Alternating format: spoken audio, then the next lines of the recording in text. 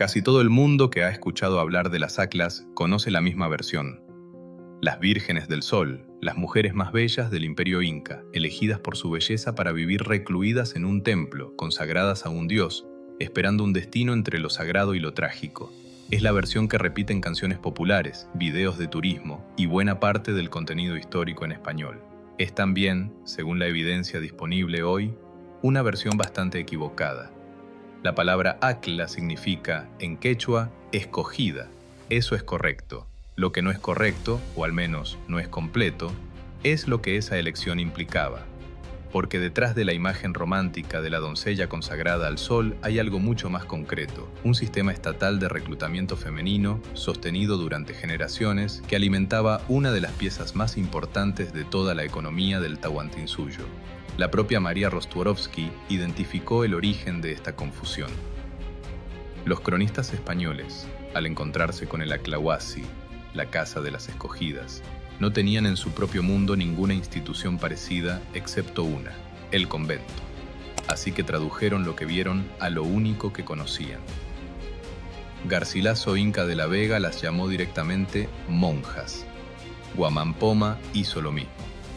El cronista Bernabé Cobo describió el Aclahuasi como un monasterio de mamaconas, y esa traducción, hecha con la mejor intención de explicar lo desconocido, terminó fijando en la memoria histórica una imagen que se parece más al convento cristiano que a lo que la institución realmente era. Porque el trabajo central de las Aclas no era la oración, era el tejido, y en el mundo inca, tejer no era una labor doméstica menor, era literalmente una forma de ejercer poder de Estado. Únete a Storylab, dale like y suscríbete para seguir explorando el pasado. La fábrica del imperio. Para entender qué eran las Aclas, hay que entender primero qué necesitaba el Tahuantinsuyo para funcionar como imperio. Los incas no tenían moneda, no tenían mercados en el sentido en que los entendemos hoy.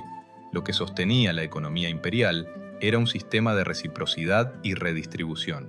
El Estado exigía trabajo, la mita, y a cambio garantizaba subsistencia, protección y sobre todo entregaba textiles. Miles de piezas de tela fina, llamada compi, que el Inca regalaba a curacas aliados, a guerreros destacados, a templos y a huacas regionales como forma de sellar lealtades políticas. El textil no era decoración, era, en un sentido muy real, la moneda con la que se compraba la cohesión del imperio. Producir esa cantidad de tela de altísima calidad de forma sostenida requería una fuerza de trabajo especializada y controlada directamente por el Estado, no por las comunidades locales. Ahí es donde entra el sistema de las Aclas. Cada año, funcionarios imperiales llamados tucuiricuy recorrían el territorio del Tahuantinsuyo seleccionando niñas de entre 8 y 10 años, generalmente hijas de curacas o de familias de cierto estatus, aunque también del pueblo común. Eran llevadas a un Aclahuasi. Había uno principal en el Cusco, junto al Coricancha, y otros distribuidos en los centros administrativos provinciales del imperio, donde pasaban varios años bajo la tutela de las mamacunas, mujeres mayores que ya habían pasado por el mismo sistema. No todas las Aclas tenían el mismo destino. Las crónicas y los estudios modernos distinguen al menos 3 categorías. Las Aclas del Sol, dedicadas de por vida al culto de Inti en los templos principales. Las Aclas del Estado, que después de su formación regresaban a cumplir funciones religiosas y productivas en sus regiones de origen. Y las Aclas ceremoniales, de rango menor, vinculadas a cantos y ritos específicos. Esta distinción importa porque desmonta, de entrada, la idea de que todas compartían un mismo destino uniforme de reclusión religiosa. Lo que sí compartían todas, documentadamente, era el entrenamiento en tejido, en la preparación de la chicha ceremonial y en los rituales del calendario agrícola imperial. Eran, en la práctica, trabajadoras especializadas del Estado. Y esa palabra, trabajadoras, es la que la versión romántica de la historia casi nunca usa. Lo que dicen y lo que omiten. Las crónicas. Las crónicas coloniales sí registran con detalle la existencia y el funcionamiento del sistema Acla. Lo que no registran con la misma claridad es su verdadera naturaleza económica, precisamente porque los cronistas estaban mirando la institución a través del filtro del convento cristiano que mencionábamos antes. Garcilaso, que de hecho llegó a conocer personalmente el Aquelahuasi cercano al Templo del Sol en el Cusco, lo describe con el vocabulario de la vida monástica europea: clausura, virginidad, votos, disciplina. Cobo hace lo mismo. Y durante siglos, esa fue la lectura que se transmitió como si fuera un hecho neutral, cuando en realidad era una interpretación cultural específica, hecha por hombres que necesitaban encajar una institución extranjera dentro de una categoría que ya conocían. La evidencia arqueológica moderna ofrece una imagen distinta, más económica que religiosa. Los propios aquelahuasis provinciales, distribuidos por todo el imperio, funcionaban como centros de producción textil vinculados directamente a la administración estatal, no como templos aislados de oración. Y el trabajo de historiadores como John Murra situó por primera vez a la producción textil de las ACLAS dentro del engranaje más amplio de la economía política inca. El tejido como instrumento de gobierno, no solo como ofrenda espiritual. Hay además un caso arqueológico que conecta directamente con estas mujeres y que resulta particularmente revelador: la llamada doncella del Yulayaco, uno de los cuerpos mejor conservados del mundo inca, hallado en la cumbre de un volcán en el noroeste argentino. Los especialistas consideran altamente probable que haya sido una acla, posiblemente hija de un curaca de una región lejana, entregada al sistema estatal siendo niña. Su hallazgo no es solo un dato arqueológico espectacular, es evidencia física de hasta dónde llegaba el alcance territorial del sistema ACLA y de que su destino final podía ser, en los casos más extremos, la capacocha, el sacrificio ritual reservado para acontecimientos de máxima importancia para el Estado, como la muerte de un inca o una crisis grave. Documentado, entonces, un sistema estatal de reclutamiento femenino con función económica central, jerarquías internas claras y al menos un vínculo comprobado con el ritual de la capacocha. Lo que se debate es otra cosa y es más incómodo. Élite privilegiada o propiedad del Estado. Aquí es donde la historia deja de tener una sola lectura posible. Por un lado, ser ACLA, sobre todo ACLA del Sol, la categoría más alta, otorgaba un estatus real dentro de la sociedad inca. Vivían vinculadas a la aristocracia divina del imperio, podían convertirse en esposas secundarias del propio inca o ser entregadas como premio a guerreros y nobles destacados, lo cual, dentro de la lógica de la época, representaba una forma de ascenso social considerable para ellas y para sus familias de origen.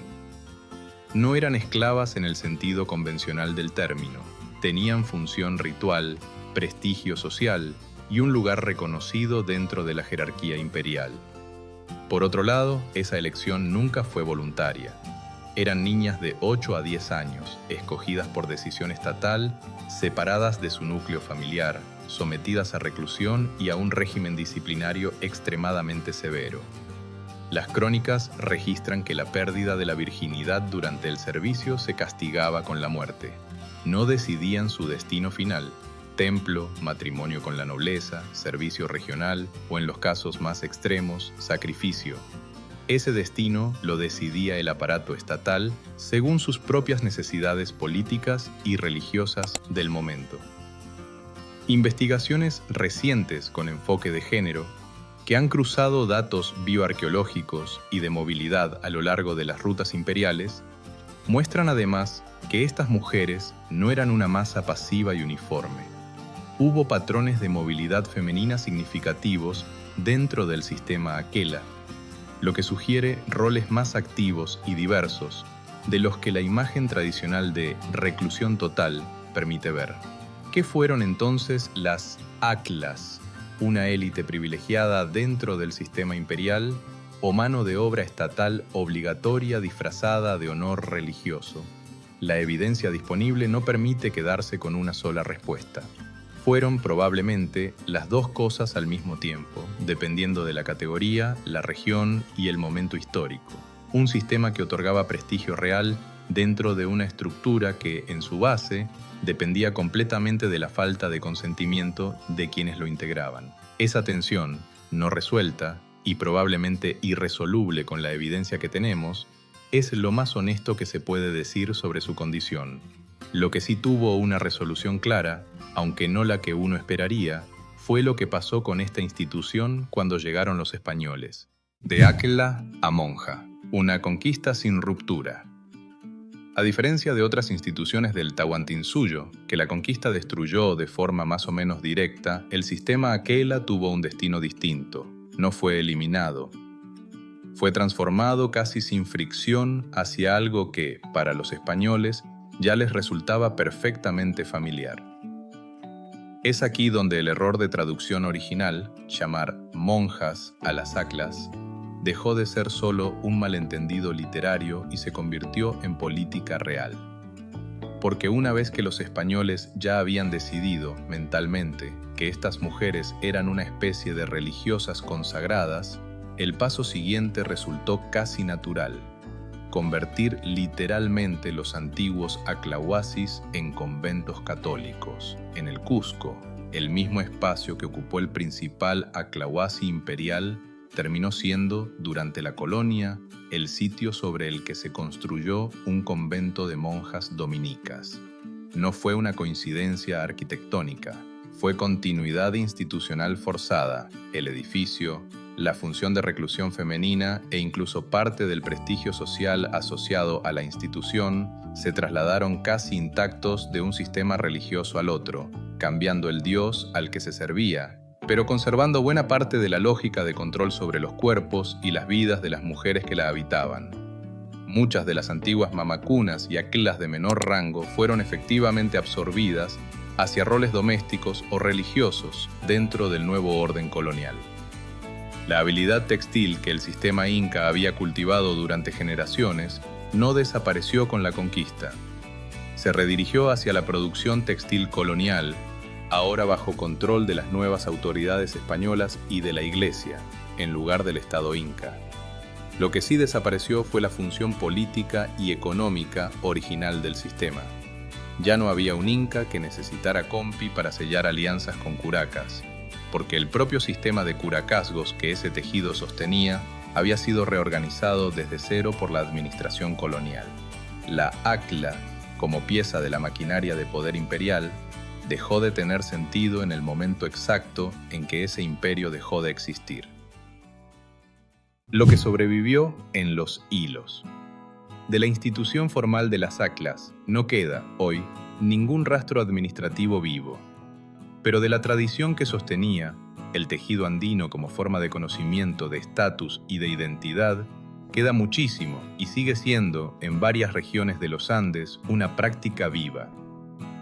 La transmisión del arte textil de generación en generación, técnica por técnica, símbolo por símbolo, es una línea directa que conecta a las tejedoras andinas contemporáneas con el sistema que entrenaba a las aquillas hace más de 500 años.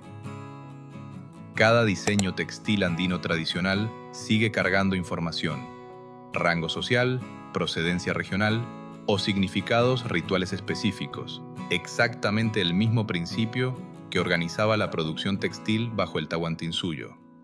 Y luego está la evidencia física que sigue apareciendo literalmente en las montañas.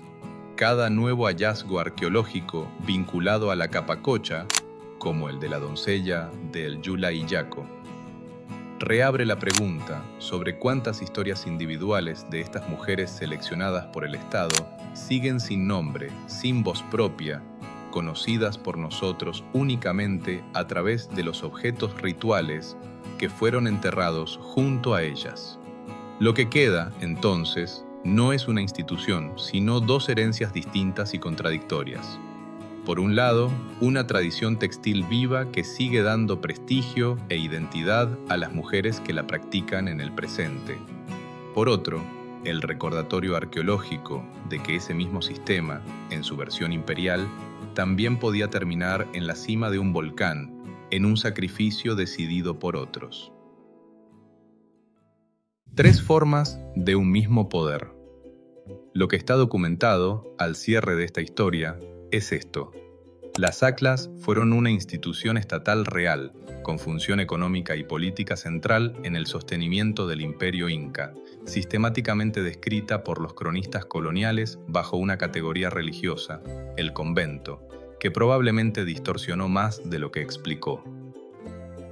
Lo que se debate es si esa institución representó, para las mujeres que la integraron, un ascenso social genuino dentro de las reglas de su época, una forma de explotación estatal disfrazada de honor sagrado, o, como sugiere la evidencia más reciente, ambas cosas a la vez, según la categoría, la región y la suerte de cada una. Y lo que queda abierto es la pregunta más incómoda de todas: ¿cuánto del prestigio que hoy le atribuimos a las Aclas fue real en su momento? ¿Y cuánto es una lectura que nosotros, con nuestra propia necesidad de encontrar heroínas en el pasado, hemos terminado proyectando sobre ellas, de la misma manera en que los cronistas españoles, 500 años antes, proyectaron sobre ellas la imagen de sus propias monjas? Con esto se cierra un recorrido que empezó en la costa desértica del norte, con mujeres que gobernaban territorios enteros por derecho propio. Siguió en el corazón del imperio, con madres que decidieron, desde las sombras del linaje, quién se sentaría en el trono y hacia dónde se inclinaría una guerra civil. Y termina aquí, en el sistema económico y religioso que sostenía al Tahuantinsuyo por dentro, con mujeres cuyo trabajo literalmente vestía al poder imperial. 3 sistemas distintos, 3 formas distintas de ejercer autoridad, y una misma conclusión, repetida 3 veces con evidencia distinta. El mundo andino antiguo nunca tuvo una sola respuesta a la pregunta de quién podía gobernar. Si te interesan estas historias que todavía siguen incompletas, suscríbete a Storylab. Y si conoces a alguien que todavía cree que el poder en la América antigua fue siempre, sin excepción, cosa de hombres, comparte este video con esa persona. Y cuéntanos en los comentarios, ¿cuál de estas 3 historias te sorprendió más?